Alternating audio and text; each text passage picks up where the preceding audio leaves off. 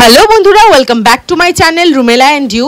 তো বৌভাতের দিনে সকালবেলায় ঘুম থেকে উঠে দেখি যে রান্নাঘরে কিন্তু বেশ তোড়জোড় চলছে রান্না বান্নার। আসলে ভাত কাপড়ের অনুষ্ঠানের জন্য যেসব রান্না বান্নাগুলো হবে, যেটা হচ্ছে বর বউয়ের হাতে তুলে দেবে, ভাত কাপড় দিয়ে দায়িত্ব নেবে, সেই সমস্ত রান্না কিন্তু বাড়িতেই করা হয়েছিল। আর মা বানিয়েছিল মাটন। দেখো এইসব আইটেমগুলো কিন্তু বানানো হয়েছিল, সাথে ভাত কাপড় মিষ্টি খাবার দাবার সমস্তটা কিছুই কিন্তু দেওয়া হয়েছিল।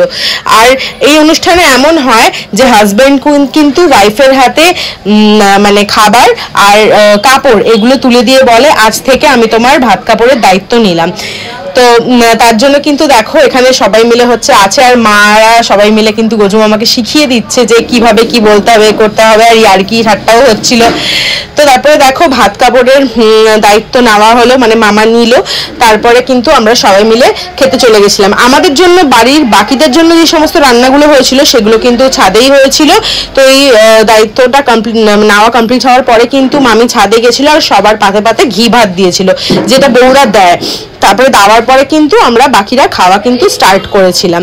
তো বলে যে হচ্ছে যতক্ষণ না ভাত কাপড়ের দায়িত্ব নেওয়া হয় ততক্ষণে কিন্তু বউ শ্বশুরবাড়ির ভাত খেতে পারে না। তো দেখো তারপরে মামি ভাত খাওয়া কমপ্লিট করার পরে আমরা বসে পড়েছিলাম, আমাদেরকে ঘি ভাত দিল। তারপরে কিন্তু আমরা খাওয়া স্টার্ট করলাম।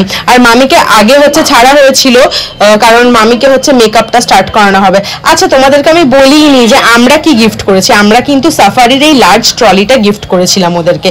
আগে তোমাদের সাথে শেয়ার করতে পারিনি, তাই আজকে কিন্তু তোমাদের সাথে এই জিনিসটা শেয়ার করে নিলাম। তো খাবার দাবার একদম তাড়াতাড়ি করে কমপ্লিট করে 3:30 4টা নাগাদ কিন্তু আমরা বসে গেছিলাম ড্রেস আপ করার জন্য। আমি শুধু হেয়ার স্টাইলিং আর শাড়িটাই পরেছিলাম, বাদ বাকি মেকআপ কিন্তু আমি নিজেই করেছিলাম। আর ম্যাওকেও কিন্তু দেখো বেশ সুন্দর সুন্দর সফট কার্লস করানো হয়েছিল, আর আমিও কিন্তু সফট কার্ল করেছিলাম। আমার বিয়ের মানে আমার রিসেপশনের বাকি লুকটা কিন্তু দেখার জন্য তোমাদেরকে আমার নেক্সট ব্লগ দেখতে হবে।